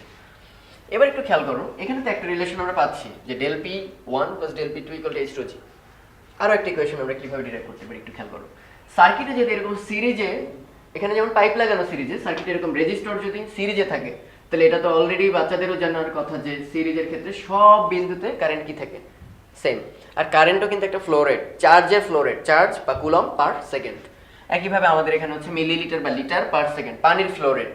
তাহলে ওখানে যদি প্রত্যেক বিন্দুতে কন্টিনিউইটি মানে দ্যাট ইজ প্রত্যেক বিন্দুতে রেটটা সেম থাকতে হবে, তাহলে অবভিয়াসলি এইখানে যে রেটটা, এইখানে রেট, সব পয়েন্টের রেটটা সেম থাকতে হবে। তাহলে আমি কি দাবি করতে পারি, প্রথম অংশের জন্য ফ্লো রেট, পরের অংশের জন্য ফ্লো রেট, এগুলো সব সমান, Q1 প্রাইম Q2 প্রাইম, মানে ওভারঅল নাম দিতে পারি আমরা Q প্রাইম। এবং সেই Q প্রাইম আমরা আসলে কিভাবে বের করতে পারি খেয়াল করো, প্রথমটার জন্য একটা বের হবে, দ্বিতীয়টার জন্য আরেকটা বের হবে, কিন্তু তারা আসলে পরস্পর সমান। তাহলে প্রথমটার জন্য পয়সাটি অ্যাপ্লাই করি আমরা, π/8 r⁴, কারণ এখনো তার ব্যাসার্ধ হচ্ছে r, ডিভাইডেড বাই এটা length l, h rho g, সেটা আমরা লিখতে পারবো না, কারণ এটার জন্য আমরা জানি না এক একজনের জন্য কত, ওভারঅল এবার কত h rho g, তাই তার জন্য লিখতে হবে তার জন্য যে প্রেসারের পার্থক্য ডেল্টা p1। আর ডান পাশে কি পাচ্ছি, এটার জন্য আবার কি লিখবো, π/8 স্টিল r⁴, আর লিখতে পারবো না কারণ ব্যাসার্ধ কমে হয়ে গেছে r/2, তাহলে আমাদের লিখতে হবে r/2⁴, এটা স্টিল নাও একই, এল এর লেংথটাও সেম আছে এখনো, ডেল্টা p2, তার মধ্যে দুই মাথার প্রেসারের পার্থক্য del p2। তাহলে এই দুইটা রিলেশন থেকে আমরা একটা সম্পর্ক বের করবো কাদের, del p1 আর del p2 এর মধ্যে। কিরকম, π/8 কাটা, এটা l বাদ, এখানে r⁴, ওখানে একটা r⁴ আসবে, এখানে থাকবে del p1, ওখানে থাকবে del p2, বাট এই যে 2 তার উপর পাওয়ার 4 নিচের দিকে, সো এটা আসলে 2 × 4 × 8 × 16। সো একটা সম্পর্ক কিন্তু আমরা পেয়ে গেছি, del p2 ইকুয়াল টু হবে 16 del p1। খুব চিকনা নল, দেখতেই পাচ্ছ, হিউজ প্রেসার, প্রথম নলের জন্য তারতে 16 গুণ বাড়তি প্রেসার। তাহলে এই সম্পর্কটা পেয়ে গেলে আমরা এখান থেকে একটা হেল্প নিতে পারি, কিরকম, del p1 + del p2 সমান হচ্ছে h rho g, এর মধ্যে del p2 হচ্ছে 16 del p1, তাহলে 16 del p1 প্লাস একটা del p1, 17 del p1 equal to h rho g, that is del p1 টা আমরা পেয়ে গেছি, del p1 equal to h rho g divided by 17। Okay, তাহলে আমরা দেখি এবার কিউ প্রাইম সমান কি বের করছিলাম, কিউ প্রাইম সমান এই যে এই রাশিটা, এটা বলো ডানেরটা বলো একই রেজাল্ট দেবে, কারণ এই দুটোই কি সমান।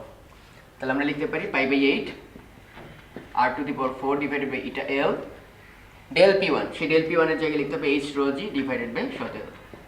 মজার ব্যাপার খেয়াল করছো, এই পুরা রাশিটা কিন্তু এখানেও চলে আসছে, কমপ্লিট রাশিটা, বাড়তি শুধু কত, নিচে 17। তাহলে পুরো রাশিটার মান তো আমাদের কোয়েশ্চেনই দেওয়া আছে 40 মিলিলিটার পার সেকেন্ড, তাহলে এই উপরের রাশিটার মান হচ্ছে 40, আর এখন ডিভাইডেড বাই 17, রেট কমে যাবে, common sense, millilitre per second. আমরা এখন একটা নতুন টপিক শুরু করব, এটা খুবই একটা ইম্পর্টেন্ট টপিক, এটা হচ্ছে excess pressure in a bubble. সেটা পানির বুদবুদ হতে পারে কিংবা সাবানের বুদবুদ হতে পারে, হোয়াটএভার মেবি দ্য কেস। আমরা প্রথমে পানির বুদবুদ নিয়ে আলোচনা করতেছি, পানির গোলক। তো একটু খেয়াল করে দেখছো কিন্তু যে সবাই জানি আমরা পানির একটা সারফেস টেনশন বা পৃষ্ঠটান আছে, আর সেই পৃষ্ঠটান চাই কি, পানির পৃষ্ঠতলের ক্ষেত্রফলকে মিনিমাম করতে, মানে কন্ট্রাক্ট করতে, ভেতরে চাপায় ফেলতে চায়। তাহলে খুব কমন সেন্স না যে পানির ভেতরে একটা বাড়তি প্রেসার থাকবে, কারণ কেউ তাকে চাপ দিয়ে ধরে রাখতে চায়।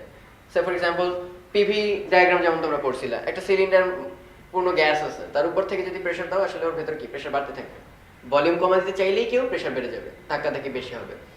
তো একটু আমাদের কমন সেন্স যে একটা বাবল যেহেতু কন্ট্রাক্টেড অবস্থায় আছে, তাহলে তার ভেতরে প্রেসারটা বাইরের প্রেসারের চেয়ে বেশি। আর একটু এক্সাক্ট গেস করি, এইটুকু অংশ যদি আমরা একটু কেটে নিই, এই পৃষ্ঠটা, তাহলে একটু চিন্তা করে দেখো তো, এখানে একটা পয়েন্ট বিবেচনা করলাম এ, আর তার বাইরে একটা পয়েন্ট বিবেচনা করলাম বি। তাহলে যদি দুইটা প্রেসার সমান হতো, সাপোজ তোমাদের অনেক সময় দেখো না জানালার পর্দা, জানালার পর্দার দুই পাশে বাতাসের চাপ যদি সমান থাকে, তাহলে পর্দা কেমন থাকে, ফ্ল্যাট। বাট হঠাৎ করে দরজা যদি টান দাও একটা রুমের, আইদার বাইরের দিকে ঝুঁকে যায় আর ভেতর দিকে ঠেসে যায়, এর অর্থ কি, আমরা কখন একটা প্রেসার কমাই দিতেছি, আর একটা তখন বাড়তি হয়ে যায়, তখন সে উল্টা সাইড থেকে একটা প্রেস করার চেষ্টা করে।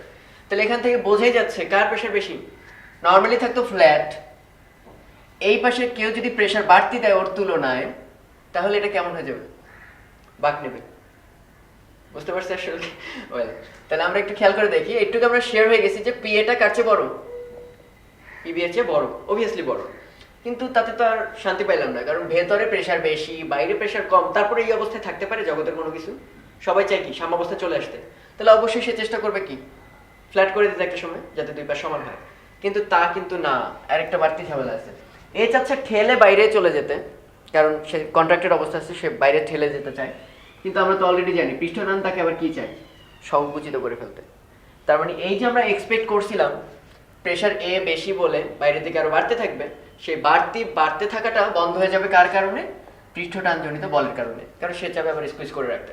এই পৃষ্ঠটানজনিত বল এবং ভেতরে ধাক্কাজনিত বাইরের বল, এই দুইটা যখন পরস্পর সমান হবে, সাপোজ এটা ধাক্কা নাম দিলাম, এই দুইটা যখন সমান হবে তখন স্ফিয়ারটা যেমন আছে ঠিক তেমনই থাকবে।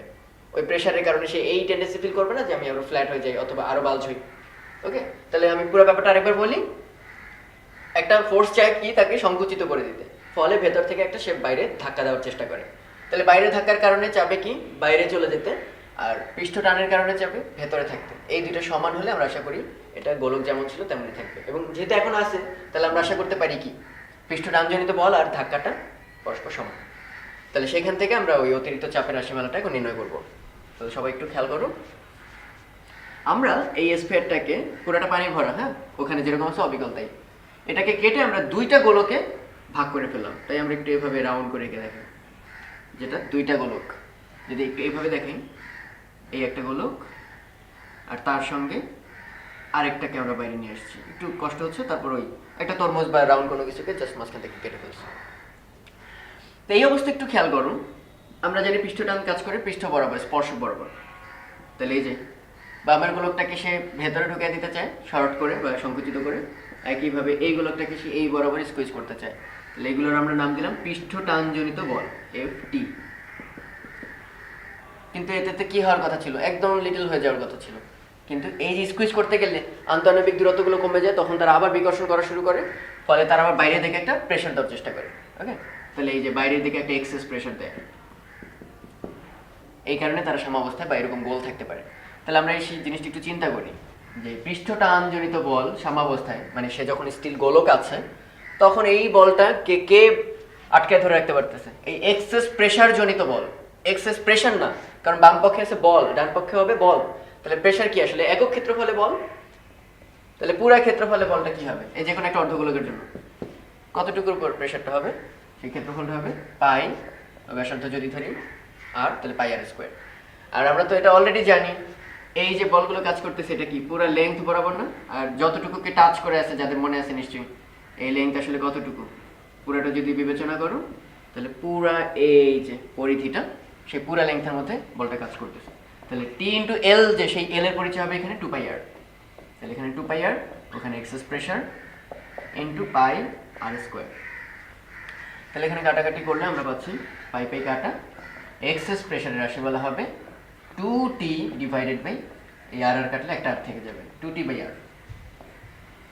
ওকে, তাহলে পানির বুদবুদের ক্ষেত্রে আমরা দেখতে পেলাম ভেতর থেকে যে বাড়তি প্রেশারটার কারণে সে এরকম গোল আকার ধারণ করতে পারে, সেটা হচ্ছে 2t বাই আর। এবার দেখা যাক একটা সাবান বুদবুদের ক্ষেত্রে অতিরিক্ত প্রেশারের মানটা কত। তো একইভাবে আমরা এটাকে একটা অর্ধগোলকে বিভক্ত করে নিলাম। তো আমরা জানি পৃষ্ঠটান কি করতে চাইবে, তাকে সংকুচিত করতে চাইবে। সাপোজ বাম গোলকের কথা চিন্তা করো, আর ভেতর থেকে একটা অতিরিক্ত প্রেশার তাকে আটকে ধরবে, এই সংকুচিত হওয়া এক্সেস প্রেশার নাম দিলাম আমরা তাকে। ওকে, এবং সে কোন ক্ষেত্রফলের উপর কাজ করতেছে? এই সে পাই আর স্কয়ার ক্ষেত্রফলের উপর কাজ করতেছে। কিন্তু পানির বুদবুদের সাথে সাবান বুদবুদের বেসিক ডিফারেন্সটা কোথায়? যে পানির মধ্যে পুরোটাই পানি এবং খালি বাইরের পৃষ্ঠতলটাই বাতাসের সংস্পর্শে আছে, এবং পৃষ্ঠতল বলতে আমরা আসলে এটাই বুঝি, পানির সাথে বাতাস। তাহলে একইভাবে এখানে সাবান বুদবুদের ক্ষেত্রে কিন্তু মোট তল দুইটা, একটা হচ্ছে বাইরের বাতাসের সঙ্গে সংস্পর্শে তল, আর একটা হচ্ছে ভেতরের বায়ুস্তরের সাথে সংস্পর্শে তল। তাহলে আমরা আশা করতে পারি কি স্পর্শ বরাবর দুইটা পৃষ্ঠটান কাজ করবে, একটা বাইরের সারফেসকে আর একটা ভেতরের সারফেসকে। এবং পুরুত্ব যেহেতু প্রায় নগণ্য, তাহলে আমরা আশা করতে পারি বাইরেরটা হচ্ছে 2 পাই আর ব্যাসার্ধ জুড়ে, যে প্রত্যেক লেন্থের প্রত্যেক বিন্দুতে, আর ভেতরের লেন্থেরও প্রত্যেক বিন্দুতে কাজ করতেছে। ফলে টি ইন্টু 2 পাই আর, টি ইন্টু 2 পাই আর, টোটাল ফোর্স হবে 2 বার। তো আসলে টি ইন্টু 4 পাই আর, এই হচ্ছে পৃষ্ঠটানজনিত বল। এবং সেটাকে কাউন্টারঅ্যাক্ট করবে কি ব্যালেন্স করার জন্য এক্সেস প্রেশার, যেটা পাই আর স্কয়ার ক্ষেত্রফলের উপর কাজ করতেছে। তাহলে এক্সেস প্রেশার ইন্টু পাই আর স্কয়ার এরিয়া। তাহলে এখানে সলভ করে আমরা পাবো পাই পাই কাটা যাবে 4 না, তাহলে আলটিমেটলি থাকবে excess pressure equal to 4t divided by R, এই আর কাটলে এখানে একটা আর থাকবে, এই 4টা কিন্তু কাটানো। ওকে, তাহলে খেয়াল করে দেখো এখন প্রেশার কিন্তু আরো বেশি, কারণ দুইটা পৃষ্ঠটান মিলে যেহেতু তাকে চাপাতে চায়, তাহলে আরো বাড়তি প্রেশার দিয়ে তাকে ঠেলে ধরে রাখতে হবে যাতে শেপটা ধরে রাখতে পারে। অতিরিক্ত চাপের একটা সুন্দর অঙ্ক আছে এখানে, যে একটা পাত্র, সে পাত্রের মধ্যে পারদ ভরা, তো পাত্রের তলায় একটা ছিদ্র আছে, সেই ছিদ্রের ব্যাসও দেওয়া আছে অনেক ছোট, 60 × 10⁻⁶ মিটার, মানে 60 মাইক্রোমিটার। তো এর মধ্যে পারদের পৃষ্ঠটান গিভেন, তো বলা আছে এখানে যত পারদ বাড়াতে থাকবে অবভিয়াসলি কি এখান থেকে পড়ে যাওয়ার টেন্ডেন্সি বাড়তে থাকবে, কারণ চাপ বাড়তেছে। চাপ বাড়তে বাড়তে বাড়তে একটা সময় কি হবে, এতক্ষণ ধরে তো এর ভেতরে একটা অতিরিক্ত চাপ ছিল, সেই অতিরিক্ত চাপ ধরে সে তার দেয়ালকে গোল রাখছে। কিন্তু এখন যদি উপর থেকে তার হাইট বাড়াতেই থাকবে, তাহলে এর উপর কিন্তু প্রেশার হিউজ। এখন আর বাইরের প্রেশার কিন্তু আর কম থাকবে না, প্রেশার বাড়তে বাড়তে বাড়তে বাড়তে একটা সময় এমন এক উচ্চতায় নিয়ে গেলাম, ধরলাম সেই উচ্চতা এইচ, তাহলে তখন প্রেশার হবে এই যে পুরো এইচ গভীরতা, প্রেশারটা হবে এইচ রো জি, এবং সেটা তখন কার সমান হয়ে যাবে, যে এক্সেস প্রেশার দিয়ে সে এই রাউন্ড শেপটা ধরে রাখতে পারছিল। এবং এটা আমরা জানি নিরেটের ক্ষেত্রে, দ্যাট ইজ যদি সাবানের মতো ডাবল বুদবুদ না হয়, তাহলে সেটা হচ্ছে 2t/r। তাহলে কোয়াইট সিম্পলি আমরা লিখতে পারি এখান থেকে টি এর ভ্যালু গিভেন, রো জানি, এই যে রো গিভেন, ওকে, পারদের রো দেওয়া থাকবে, আর রেডিয়াস দেওয়া আছে কারণ এখানে ব্যাস দিয়ে ভাগ করলে রেডিয়াস পেয়ে যাবো। সো আলটিমেটলি সলভ করে কি চলে আসবে, এইচ, সর্বোচ্চ কত উচ্চতায় পারদ যদি এখানে পূর্ণ করো, তাহলে এখান থেকে নিচে পড়া শুরু করবে। তো এটা একটা মজার অঙ্ক, যে সাবানের বুদবুদ আছে দুইটা, একটা 3 সেন্টিমিটার ব্যাসার্ধ আর একটা হচ্ছে 4 সেন্টিমিটার ব্যাসার্ধ। তো এরা খুব ক্লোজ হলো, ক্লোজ হওয়ার পর সমস্ত প্রক্রিয়া মানে টেম্পারেচারের কোনো চেঞ্জ হয়নি, তার মিশে এক হয়ে গেল, ফলে বাবুলটার সাইজ বাড়বে, আমরা কমন সেন্সে বুঝি। তো সেই বাবুলটার নতুন ব্যাসার্ধটা কত হবে, তো সমস্ত প্রক্রিয়া যেহেতু নাম বলে দিছি, তাহলে বয়েলের সূত্র মাস্ট। তার মানে কিছু বুঝি বা না বুঝি, শুরুতে যে পিভি থাকবে, শুরুতে পিভি তো আর একটা না, দুইটা, প্রথম বাবুলের P1 V1, পরের বাবুলের P2 V2, আর পরেরটা সাপোজ বড় পি বড় ভি, তাহলে বামের পিভি সমান হবে ডানের পিভি। ওকে, মেশার আগে আর পরে। তো আমরা প্রেশারের জন্য এতক্ষণ ধরে রাশিমালাগুলো বের করছি। প্রথমটার প্রেশার কত হবে, যেহেতু এগুলো সাবান বুদবুদ, 4t/r1, সেই r1টাই দেওয়া আছে 3 সেন্টিমিটার। এরপর P2, এইটার প্রেশার কত দেওয়া আছে, অতিরিক্ত চাপ আমরা জানি 4t/r2, আর এটা রেডিয়াসকে ধরে নিলাম আর, তাহলে আমরা একটু এটাকে এই পাশে নিয়ে লিখতে পারি, P1 সে জায়গায় লিখতে পারি 4t/r1 ইন্টু ভলিউম, ভলিউম তো গোলকের আয়তন 4/3 πr1 কিউব, প্লাস আবারও 4t/r2 4/3 πr2 cube, equal to একবারে লিখে দিচ্ছি 4t/r, যেটা হচ্ছে একদম নতুন ব্যাসার্ধ হবে, ইন্টু 4/3 πr কিউব। তাহলে আমরা একটু কাটাকাটি করে পাই কি, 4/3 পাই তো বাদ সব জায়গা থেকে, 4t সব বাদ, এখানে থাকবে প্রথমে r1 square plus r2 square equal to r square. So quite simply পিথাগোরাসের উপপাদ্যের মতো, r equal to root over r1 square plus r2 square. প্রবাহীর আরেকটা অনেক সুন্দর প্রপার্টি আছে, সেটা হচ্ছে ক্যাপিলারিটি বা কৈশিকতা। তো আমাদের আগের বইয়ে কৈশিকতার উপর বেশ সুন্দর ডিসকাশন ছিল, অনেক রাশিমালার প্রতিপাদন ছিল, এখন ওটা অনেকটাই অমিট করছে। তো আমরা চেষ্টা করবো একটা সূত্রগুলো যাতে শিখি। কৈশিকতা হচ্ছে আমরা অনেকেই দেখছি, খুব চিকনা পাইপ যদি হয় তাহলে সেক্ষেত্রে পানি ডুবাইলে আমরা আশা করছি কি, যে পর্যন্ত ডুবাবো ওই হাইট পর্যন্ত পানি থাকে, কিন্তু খুব চিকন যদি নল হয় তাহলে আর একটু উপর পর্যন্ত পানি, যেমন জুসের স্ট্রতেও দেখছো তোমরা একটু হাইট পর্যন্ত বাড়তি পানি ওঠে। তো এই বাড়তি পানি কেন ওঠে, এটি হচ্ছে কৈশিক নলের মধ্যে আসলে আরোহণ, পানির আরোহণ কিংবা অন্য কোনো লিকুইডের আরোহণ। তো এটা আমি কেন আলোচনা করতেছি, এই কনসেপ্টটা অতিরিক্ত চাপ থেকে ব্যাখ্যা করা যায় কোয়াইট সিম্পলি, মানে একদম মনে হয় যেন আকাশ পাতাল একটা ব্যাপার, কিন্তু এটার সাথে এটার একটা সুন্দর রিলেশন আছে। কিরকম একটু খেয়াল করো, আমরা যখন পানিতে ডুবাইলাম এই কৈশিক নলটা, আমি একটু জুম করে দেখেছি, এটা খুবই চিকনা একটা নল, কারণ কৈশিক কথাটার মানে হচ্ছে কেশ, চুলের মতো চিকনা। তো দেখো এই পাশে ফ্ল্যাট সারফেস, এই পাশে ফ্ল্যাট সারফেস, আর এখানে কার্ভড। কার্ভ কেন হয় তোমরা জানো, সেই স্পর্শকোণ পৃষ্ঠটানের কারণে নেমে যায়, আসঞ্জন সংশক্তি এইসব বলের কারণে। কিন্তু একটু মজার ব্যাপার খেয়াল করো, আমি এই পয়েন্টটার একটা নাম দিয়ে দিলাম, সাপোজ কোনো এখন নাম দেওয়ার দরকার নেই, এই একটা পয়েন্ট, এই একটা পয়েন্ট। তাহলে এর তো সরাসরি আসলে কি ফ্ল্যাট সারফেসে আছে, সো বাতাসের যা প্রেশার হবে ওর তাই প্রেশার, অত গভীরে যেহেতু যায় না, তাহলে এই পয়েন্টের প্রেশার হচ্ছে সিম্পলি অ্যাটমসফিয়ারিক প্রেশার।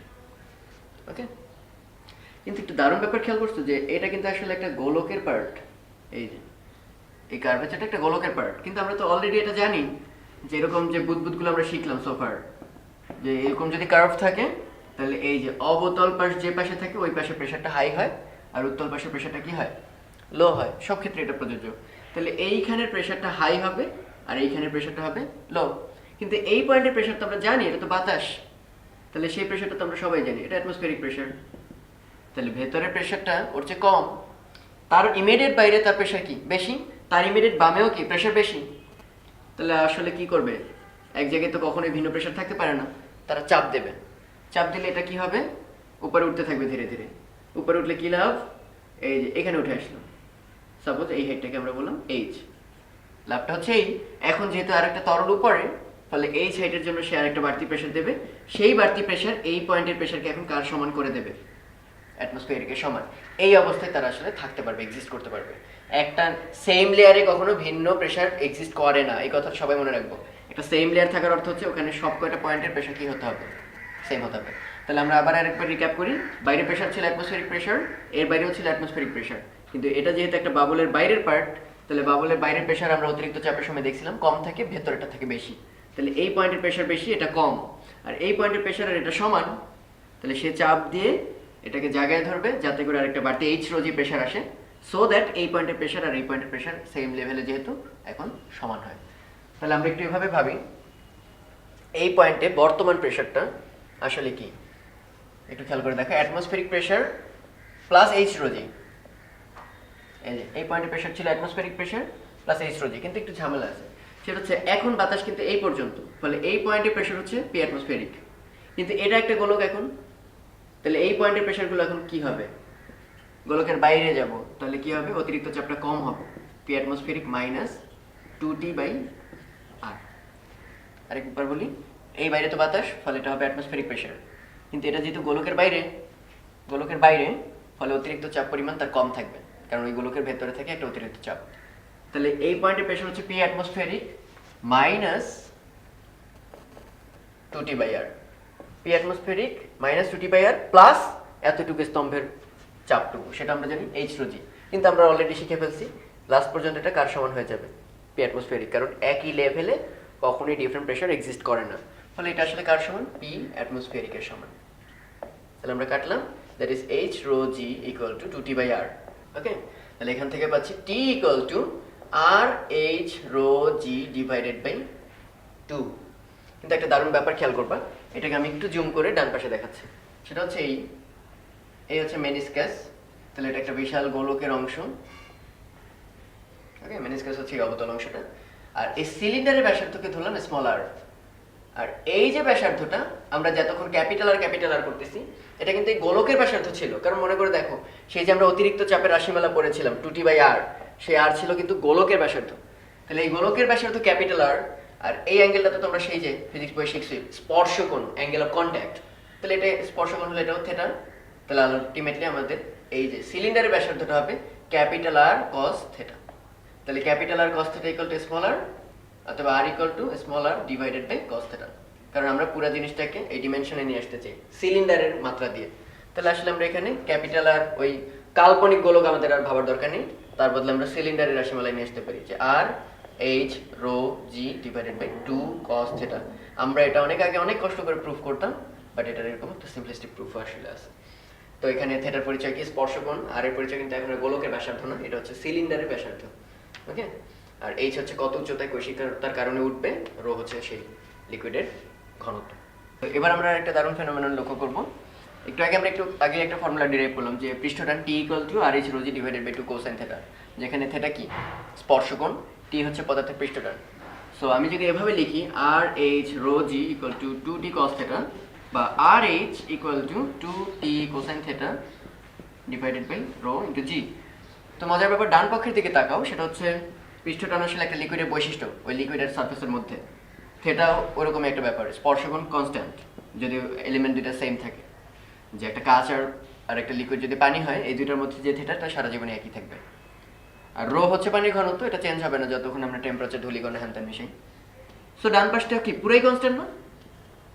অদ্ভুত হলেও সত্য, বাম পাশে কিন্তু ভেরিয়েবল আর এইচ। দেখে মনে হতে পারে যে আর এইচ এর মধ্যে ভেরিয়েবলের কি আছে। ওকে, একটু মনে করে দেখতে হবে।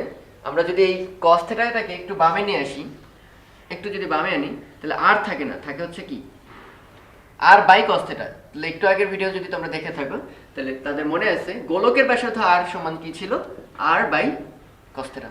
তাহলে আমরা আসলে এখানে লিখে দিতে পারি ক্যাপিটাল আর, স্মল আর এর বদলে ক্যাপিটাল আর, মানে ওই গোলকের ব্যাসার্ধ।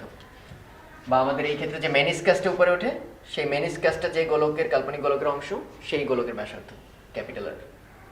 তাহলে এখানে একটা দারুণ ব্যাপার, ক্যাপিটাল আর ইন্টু এইচ আর ডান পাশটা হচ্ছে কনস্ট্যান্ট। তাহলে একটু উত্তর দাও তো যে আর আর এইচ এর গুণফল কনস্ট্যান্ট, তাই না? তাহলে কোনো কিছুর গুণফল যদি কনস্ট্যান্ট হয় তারা পরস্পর ব্যস্তানুপাতিক, দ্যাট ইজ আর যদি বাড়ে এইচ তাহলে কমতে হবে। যেমন 6 সমান কি 2 গুণ 3, 2 যদি বেড়ে 3 হয়ে যায় 3 কে অবশ্যই কমে 2 হয়ে যেতে হবে, সো দ্যাট গুণফলটা থাকে সেম। তাহলে এবার আমরা একটু অ্যানালাইসিস করি যে একটা লিকুইড আছে আর একটা কৈশিক নল আছে খুব চিকনা। তাহলে আমরা ওই অনুসারে ক্যালকুলেট করে বের করলাম যে এইচ হবে এই এতটুকু, পানি এতটুকুই অটোমেটিক উঠবে। কিন্তু এটা খুব অদ্ভুত না, আমার হাইটেই যদি ওর চেয়ে কম হয়, যে নলটা রাখছো সেই নলটার হাইটে কি যতটুকু ওঠার কথা তার চেয়ে কম, তাহলে তোমরা কি আশা করতেছো যে পানি অটোমেটিক উঠতে উঠতে উঠতে উপচে পড়বে? কখনো না, কারণ এটা তো কমন সেন্স যে এখানে কোনো ব্যাটারি লাগানো নাই যে পানি সাক করে উপর থেকে নিচে ফেলবে, মানে এক্সটার্নাল কোনো ফোর্স ছাড়া এটা পসিবল না। তাহলে ঘটনা কি ঘটে তোমরা অনেকেই খেয়াল করছো, একটা গাছে কিন্তু কৈশিক নল ভরা, জাইলেম ফ্লোয়েম তোমরা যারা পড়াশোনা করছো, তো ওখানে দেখবা একটা গাছকে হঠাৎ করে যদি মাঝখান থেকে কেটে ফেলো, খুব চিকনা ডাল বা চিকনা ডাল নয় কাণ্ডটা আর কি, হঠাৎ করে পানি ওই যে রসের মতো উপর থেকে জমে যায়, পড়ে যায় না কিন্তু গড়িয়ে, অনেকক্ষণ ধরে জমতে থাকে। তাহলে খেয়াল করে দেখো আসলে ঘটনাটা ঘটবে এরকম, প্রথমে কার্ভেচার হওয়ার কথা ছিল এমন এমন এমন, কার্ভেচার চেঞ্জ হচ্ছে না, কিন্তু এরপর তার উঠতে পারবে না, তখন সে করে কি কার্ভেচারকে চাপাই দেয়। মানে এই গোলকটা আগে ছিল এতটুকু, কিন্তু সেই গোলকটা এখন বিশাল, যাতে করে ব্যাসার্ধটা হয় বড়। ব্যাসার্ধ বড় হলে লাভ কি, তাকে দেখো আর আর এইচ এর গুণফলটা কনস্ট্যান্ট থাকবে এনি হাউ। তাহলে সে যদি ব্যাসার্ধকে বাড়িয়ে দিতে পারে তাহলে অবভিয়াসলি হাইটটা কি হবে, কমে যাবে। আর এখানে হাইট কমানোটা মাস্ট, কারণ যত হাইটে রিচ করতে হবে তার চেয়ে কম হাইট তুমি দিয়ে দিছো, সো আলটিমেটলি সে যেহেতু আর পাচ্ছে না এবং এক্সটার্নাল কোনো এজেন্টও নাই যে তাকে উঠায় বাইরে ঢালবে, সো আলটিমেটলি আমরা দাবি করতে পারি এই সিচুয়েশন যদি কখন অ্যারাইজ করে তখন এই মেনিসকাসের ব্যাসার্ধটা হঠাৎ বেড়ে যাবে, তার মানে এইটা আর অত রাউন্ড হবে না, অনেকটা ফ্ল্যাট। তাহলে আমরা আশা করবো কখনই আসলে পানি উপচে পড়বে না। এবং এই যে আর আর এইচ এর গুণফল যে কনস্ট্যান্ট, এটাও আসলে একজন বিজ্ঞানীর সূত্র, একে বলা হয় জুরিনস ল। আমাদের বিজ্ঞানীদের নাম জানা উচিত আসলে, জুরিনের সূত্র। তো আরেকটা ছোট্ট ফর্মুলা তোমরা মনে রাখবা, এটা ডেরিভেশন অনেকটা, তা আমরা ডিরাইভ করার দিকে যাব না, কিন্তু মনে রাখতে পারো ভিন্ন ব্যাসার্ধ বিশিষ্ট পৃষ্ঠ, আমরা সোফার যত পৃষ্ঠ পড়ছি সব রাউন্ড, মানে সব জায়গায় ব্যাসার্ধ কি একটাই। কিন্তু এমন যদি হয় যে কোনো একটা পৃষ্ঠ যার একটা কার্ভেচারের ব্যাসার্ধ হচ্ছে R1 আর একটা কার্ভেচারের ব্যাসার্ধ হচ্ছে R2, এই সিচুয়েশনে অতিরিক্ত চাপের রাশিমালা হচ্ছে T 1/R1 প্লাস 1/R2। তো আসলে এটা কেন অবতারণা করছি, অনেক সময় বাবল হয় সিলিন্ডার আকৃতি, যারা দেখো একটু ইউটিউবে সার্চ দিয়ে দেখো, সিলিন্ডার আকৃতির প্রচুর বাবল আছে, ফোলানো যায়। তাহলে সেই ক্ষেত্রে কার্ভেচার কিন্তু একটা না, এগুলো বৃত্তাকার পৃষ্ঠ, তার ব্যাসার্ধ কত আর আর এটাকে বলতে পারি এটা যেন এরকম একটা বক্রপৃষ্ঠ হওয়ার কথা ছিল, কিন্তু সেই বক্রতা কমতে কমতে কমতে কমতে কমতে একটা সময় কি ফ্ল্যাট হয়ে গেছে। যেমন এখানে একটা পাশ হচ্ছে R1, এই যে একটা পাশ হচ্ছে R1, আরেকটা পাশ হচ্ছে R2, কিন্তু সেই R2 এখন অনেক ফ্ল্যাট, তার মানে এটা আসলে একটা বিশাল অসীম বৃত্তের একটা অংশ। তাহলে সেই R2 এই ব্যাসার্ধটা আসলে অসীম। তাহলে আমরা সেই ক্ষেত্রে কি লিখতে পারি, T 1/R1 হচ্ছে R আর 1/R2 হচ্ছে অসীম, 1/অসীম মানে শূন্য। ওকে, তাহলে আসলে সেই ক্ষেত্রে হবে T/R। প্রথম ক্ষেত্রে যেমন ছিল 2T/R, সাবানে বুদবুদের ক্ষেত্রে 4T/R, সিলিন্ড্রিক্যাল বাবল যদি হয় সেই ক্ষেত্রে হবে 1T/R।